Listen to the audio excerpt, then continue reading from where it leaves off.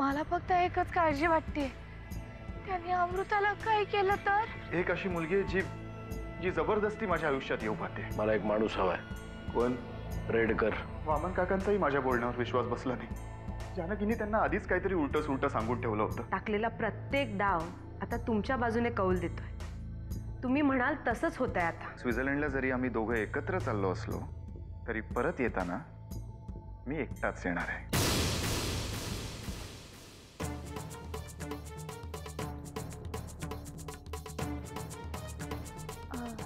काय ग, काही हवंय का? वामन दादा आहेत का? का? काय काम? ते नाही आहेत का? आधी काय काम आहे ते सांग, मग आहेत का नाही ते सांग. नाही, काम त्यांच्याकडेच होतं. मग वामन दादा, एक मिनिट, तुझी फालतू लफडी घेऊन इकडे यायचं नाही. तुझे प्रॉब्लेम तूच सोडवत जा, कळलं? माझ्याकडे खरंच वेळ नाहीये. ते असतील तर त्यांना बोलवून घ्या. तुझ्याकडे वेळ नाहीये मग हे काय रिकाम तिकडे बसले? ते कोर्टात गेले, त्यामुळे काही सांगायचं असेल तर मला सांग, कारण माझ्याकडेही जास्त वेळ नाही. फोनवर बोलू मी त्यांच्याशी.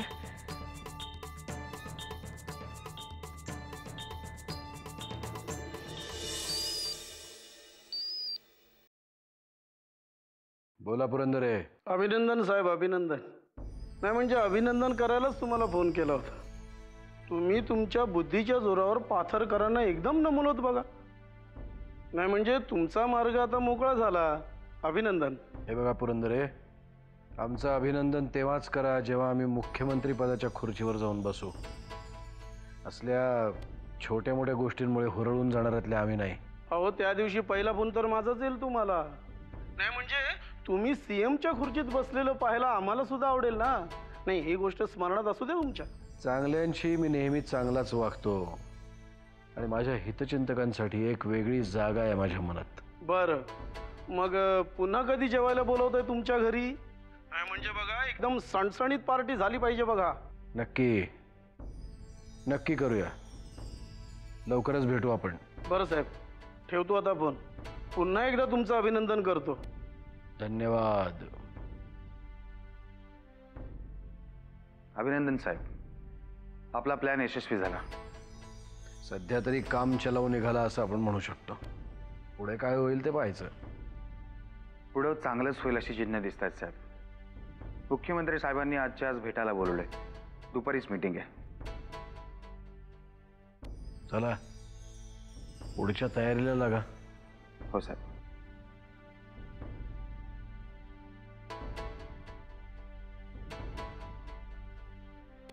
तू तू तू तू तारा. काय वहिनी, कुठं निघाला? माझ्या घरात कुठे पण फिरेन मी. तुमची काही हरकत आहे? माझी काय हरकत असणार? मला ठाऊक आहे, हे घर तुमचं आहे. मी इथं आश्रितासारखा राहतोय. दादाला भेटायला निघाला? हो, जाऊ. परवानगी कधीपासून मागायला लागला तुम्ही? आणि आम्ही कधी कुठल्या गोष्टीला नाही म्हणले होय तुम्हाला? जायचं नव्हे, जा. तुम्ही वाटेतून बाजूला झालात ना तर जाऊ शकेन मी. वाटत अडवून डरलं. आयला विसरलो. जा जा. जाऊ शकत नाही. नो एंट्री आहे. का? का म्हणजे काय? दादाची प्रायव्हेट मीटिंग चालली आतमध्ये. कुणाला बी आतमध्ये पाठवू नको अशी ऑर्डर दिली त्याने मला. तुमचं काय काम असेल मला सांगा. दादाची सगळी कामं हल्ली मीच करतो. प्रायव्हेट असेल तरी बी सांगा. द्यायला रागवल्या वहिनी. निघालेलं बरं परशू, नंतर रात्री दादाच्या कानात जाऊन तक्रार करतील. चुकलं.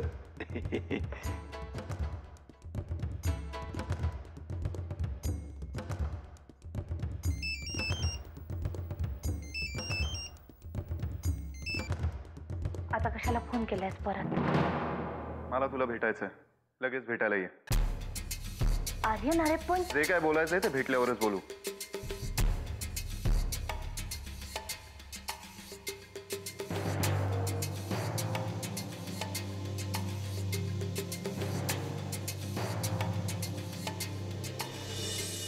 हे घ्या आणि कामाला लागा. काय आम्हाला तर लागणार हो. आधी कोऱ्या नोटांचा वास तर घेऊ दे. याक वास येतो एकदम. मला एक प्रश्न पडतोय, वाकणीच तुम्ही नेमके हुजरे कुणाचे आहात हो? दादाचे का त्या राधिका मॅडमचे? दादाने ऑर्डर दिली, वाकणीच चालला शेपूट हलवत मॅडमकडं. मॅडमने हाडू पेकलं, वाकणीच आला शेपूट हलवत माझ्याकडे. लय की यायला लागली हो तुमची. जाऊ द्या परशू शेठ, तुम्ही नका विचार करू माझा. असं कसं? तुम्ही समजा लोकांनी माझं कुत्रं बनवले. एक कुत्रं दुसऱ्या कुत्र्याचा विचार हा करणार आहे. मी तुमचा आभारी आहे. पाकिट मिळालंय ना? वय मिळालं. कामाला लागा. लागणार आहे. काम तर करणारच हो. पण एक गोष्ट सांगून ठेवतो, आजपर्यंत मी तुम्हाला वाकणीस मास्तर समजायचो, तुमच्या मागं गुरुजी गुरुजी करत फिरायचो. पण तुमची मराठी मीडियमची शाळा बंद केली बरं का मी आता. आता राधिका मॅडमची इंग्रजी मीडियमची शाळा जॉईन करणार. परशू शेठ, या दोन्ही शाळांचे संस्थापक आणि अध्यक्ष नरसिंह किल्लेदार आहेत हे विसरू नका. असं कसं विसरेन मी? पण हल्ली काय फंडिंगचं काम तुमच्या हातातनं राधिका मॅडमच्या हातात गेलेलं आहे. आपल्या जातीचे हात तुम्ही, म्हणून म्हणतो विचार करा स्वतःचा, नाही तर हात चोळत बसायला आयुष्यभर. कळलं की नाही? एखादी हवी का नोट टिप्प म्हणून? नको.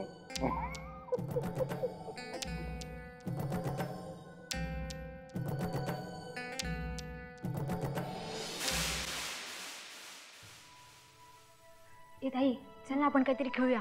गण्या, खेळायला मी काय लहान आहे का? जा, जाऊन एकटा खेळ जा. ताई काहीतरी कारण सांगू नको, चल ना. गण्या नाही म्हटलं ना.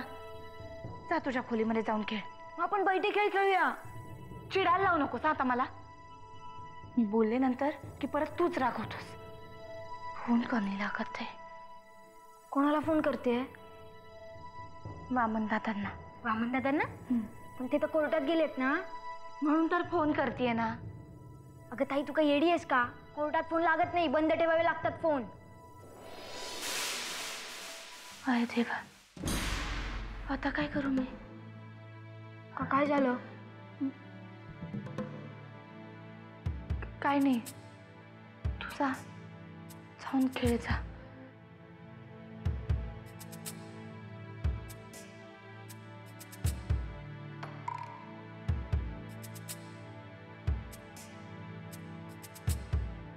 ताई, कुठे चालली आहेस? बाहेर जाऊन येते. बाहेर म्हणजे परत तू त्या गण्या, विश्वास ठेव माझ्यावर. मी काय चुकीचं करत नाहीये. अरे गण्या, तू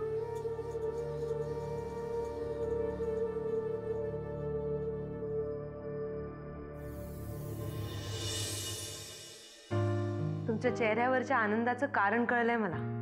अभिनंदन. या सगळ्याला तूच कारणीभूत आहेस राधिका. माझ्या घरातल्या लोकांबरोबर राहून राहून नकारात्मक विचार करायला लागलो होतो मी. पण अचानक तू माझ्या आयुष्यात आलीस आणि सगळं चित्रच बदलून गेलं. नरसिंहराव प्लीज, सारखं सारखं सगळ्या गोष्टीचं श्रेय मला नका देत जाऊ. काय ना, चांगल्या माणसाच्या डोक्यातही हवा घुसायला वेळ नाही लागत. मला तुझ्याबद्दल खात्री वाटते, म्हणूनच मी तुला हे सगळं सांगितलं. इतर घरातल्या कोणालाही हे सांगायच्या भानगडीत पडणार नाही मी कधी. बरं, ते सगळं जाऊ द्या. मुख्यमंत्र्यांनी तुम्हाला भेटीचं आमंत्रण दिलंय. ही आनंदाची गोष्ट आपण पहिली जाऊन जानकीला सांगूया. आपण दुसऱ्या विषयावर बोलूया का? हे बघा, आनंदाचे क्षण नेहमी वाटून घ्यावे आणि दुःखाचे स्वतःजवळ ठेवावे. चला आपण जाऊन जानकीला भेटू आणि तिला ही आनंदाची बातमी सांगू.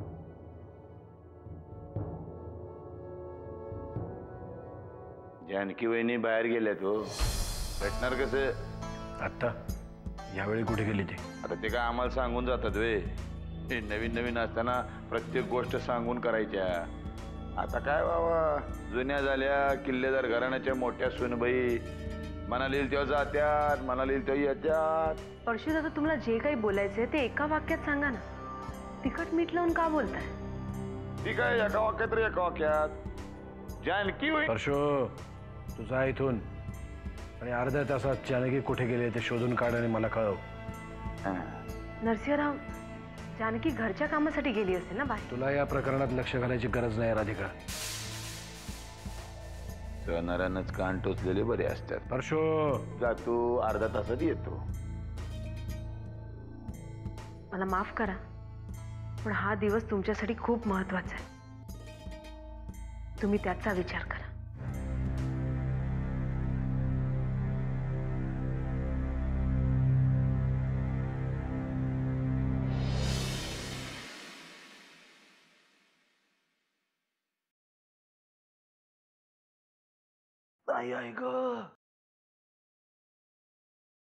अरे वा, आज ऑफिसमधून लवकर घरी आलात. घरी काही काम होतं का? नाही, ऑफिसमध्ये काहीही काम नव्हतं म्हणून लवकर घरी आलो. अच्छा, ऑफिसमध्ये काही काम नव्हतं का? मग जानकीचं तुमच्याकडे काही काम होतं? नक्की घरी यायचं कारण काय?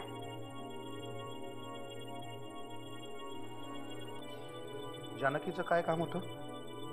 का तुमचं एकमेकांशी काही बोलणं नाही झालं का? ती तर म्हणाली होती तुम्हाला फोन करते म्हणून. फोन केला असेल तिने, पण कोर्टात फोन बंद असतो माझा. काय काम होतं तिचं?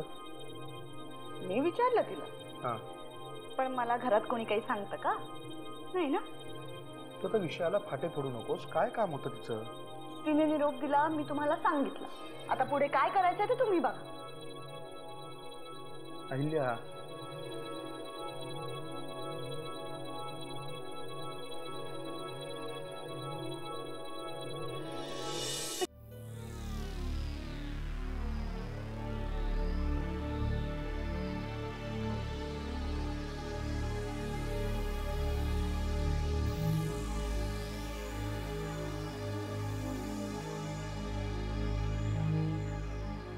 Radhika, I am sorry. मगाशी थोडा रागाच्या भरात मी तुला बोललो. नरसिंहराव, मी तुमच्यावर कधीच रागू शकणार नाही, कारण तुम्ही जे माझ्यासाठी केलं, माझ्यावर जो विश्वास दाखवलाय, तो आजपर्यंत कोणीच दाखवला नव्हता. आणि मगाशी जे तुम्ही चिडलात ते जानकीमुळे, तिच्या प्रेमामुळे. असं काही नाहीये. नरसिंहराव, जानकी नेमकी कुठे गेली हे तुम्हाला माहित नाहीये अजून.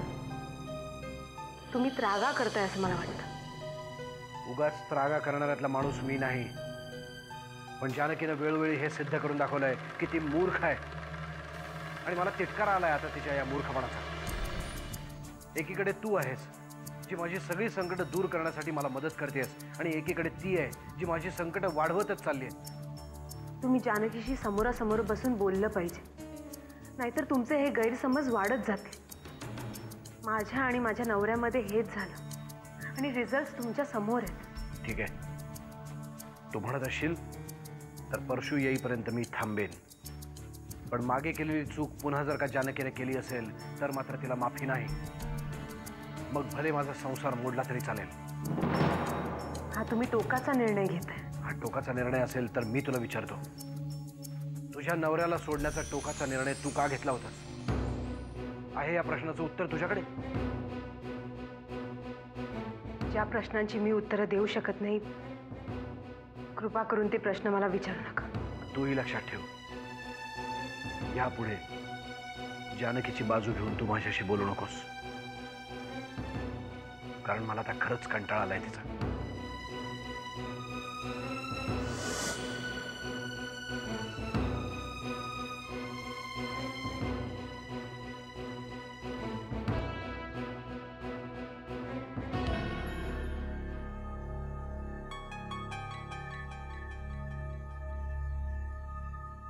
मी चुकले, मला माफ कर. तुला माफ करणारा मी कोण जानकी? तू चूक नाही, गुन्हा केलास, आणि गुन्ह्याला शिक्षाही झालीच पाहिजे.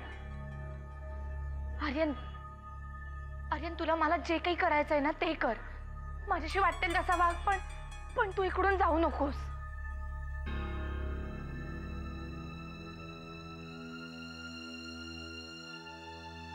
मला जावं लागणार जानकी. अमृतासाठी जावंच लागणार. आर्यन, मी तुझ्या समोर हात जोडते. माझ्या आयुष्याचा खेळ खंडोबा झाला तरी चालेल, पण तू जाऊ नकोस. माझ्या पाया पडून काहीच उपयोग नाही जानकी. तुला माफ करणारा न करणारा मी कोण? तू जिची गुन्हेगार आहेस ना, तिची माफी माग, तिच्या पाया पड. म्हणजे अमृता,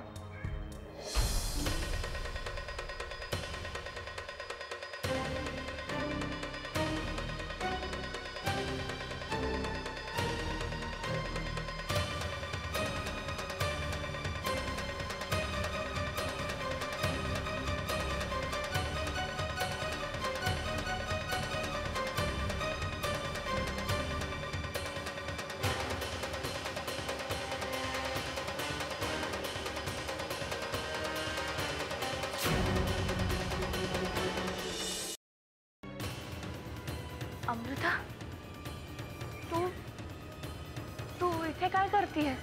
हा प्रश्न मी तुला विचारला पाहिजे जानकी. तू काय करतेस इथे? मी आणि म्हणजे मी बोल बोल ना जानकी. आता एवढं भडाभडा बोलत होतीस ना, मग आता का बोबडी वळली तुझी? हे बघ आर्यन, अमृताला जे काही वाटतंय ना, मला काय वाटतंय ते तू ठरवू नकोस जानकी. जे काही घडलंय ना ते माझ्या डोळ्यांनी पाहिलंय मी. अमृता, अगं असं काय बोलतीयस तू? असं म्हणजे बरोबरच बोलतेय ती. अमृता, आता तरी तुझी खात्री पटली ना? तिचं असं बळजबरी माझ्याजवळ येणं गेले कित्येक दिवस चालू आहे अमृता. कित्येक दिवस सहन करतोय मी हे. आर्यन, तू काय बोलतोय ते? मी तुझ्या लाज वाटली पाहिजे तुला असं बोलताना. जानकी, जे करताना तुला लाज वाटली नाही ते बोलताना मला का लाज वाटायला हवी? आर्यन, हे अति होतंय. अति माझं नाही, तुझं होतंय जानकी. आणि अमृताला तुझं एक खरं रूप दाखवण्यासाठीच आज मी तिला इथे बोलवलं. पाहिलंच ना अमृता, ही अशी मागे लागली आहे माझ्या. लग्न झाल्यापासून एक क्षणही सुखाने जगू दिला नाहीये हिने मला. अमृता माझ्या मागे गोव्यालाही आली होती का नाही विचार हिला. विचार ना. जानकी, त्याच्याकडे काय बघतेस?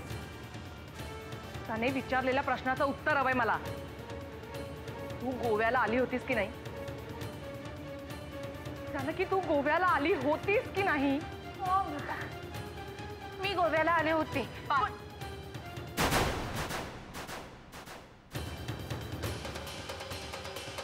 इतके दिवस या सगळ्या गोष्टी इतरांकडून माझ्यापर्यंत पोहोचल्या होत्या, पण मी त्याच्याकडे दुर्लक्ष केलं. कारण इतर कोणापेक्षाही माझा तुझ्यावर जास्त विश्वास होता जानकी. माझी जानकी असं करूच शकत नाही असं वाटलं होतं मला, पण तसं नाहीये. अमृता, तुझा विश्वास खोटा नाहीये. हो, मी आले होते गोव्याला, पण मी गोव्याला का आले होते याचं कारण ऐकून घेतल्याशिवाय तुला माझ्यावर आरोप नाही करता यायचे. मी गोव्याला आले होते कारण यांनी मला तिकडे बोलवलं होतं, त्याला भेटायला. आता तू असंच बोलणार जानकी? तुझं पितळ उघडं पडू नये म्हणून तू माझ्यावर आरोप करणार? हे बघ अमृता, ही खोटं बोलते. प्लीज हिच्यावर विश्वास ठेवू नकोस. आर्यन, कोण खरं बोलतंय आणि कोण खोटं बोलतंय ना, हे आत्ताच ठरेल. तेही अमृता तुझ्या समोर. इतके दिवस मी गप्प बसले होते फक्त तुझ्यासाठी, पण आता तूच माझ्यावर जर का आरोप करायला लागलीस तर मी गप्प नाही बसू शकत. अमृता, आर्यनचं तुझ्यावर प्रेम नाहीये. त्याने तुझ्याशी लग्न केलं त्याच्या वडिलांच्या मृत्यूचा सूड उगवण्यासाठी.